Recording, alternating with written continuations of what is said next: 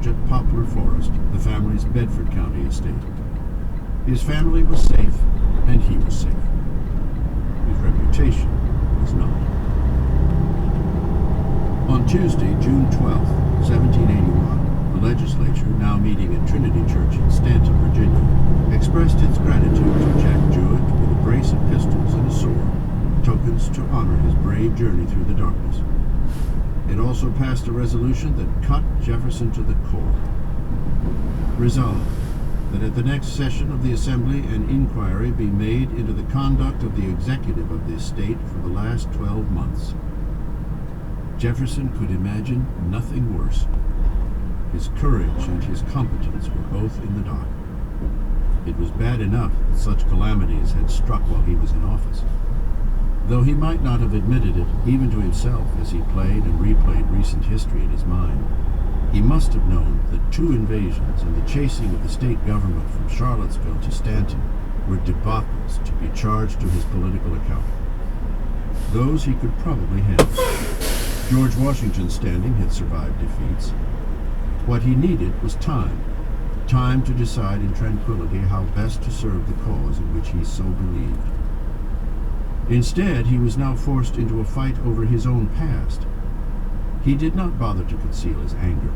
In a tart note, Jefferson wrote that since the motion could not be intended just to stab a reputation by a general suggestion under a bare expectation that facts might be afterwards hunted up to bolster it, I hope you will not think me improper in asking the favor of you to specify to me the unfortunate passages in my conduct which you mean to adduce against me. In the same Trinity Church session in which the lawmakers voted to investigate Jefferson, they debated a motion that implicitly suggested the fault for the chaos of the invasions lay not with the office holder, but with the office itself. It was argued that the time had come for a dictator, who should have the power of disposing of the lives and fortunes of the citizens thereof, without being subject to account. Patrick Henry spoke in favor of the dictator measure, saying that executive, whatever he was called, needed to be armed with such powers necessary to restrain the unbridled fury of a licentious enemy. The motion and the debate tend to exculpate Jefferson, suggesting as they do that those closest to the events believed the problems of authority were structural. The problem had been the governorship, not the governor. The motion failed, narrowly. Accounts of Jefferson's terrible time as governor often failed to try to reconcile the 2 votes. The first, the vote for an inquiry, amounted to an indictment of Jefferson's conduct.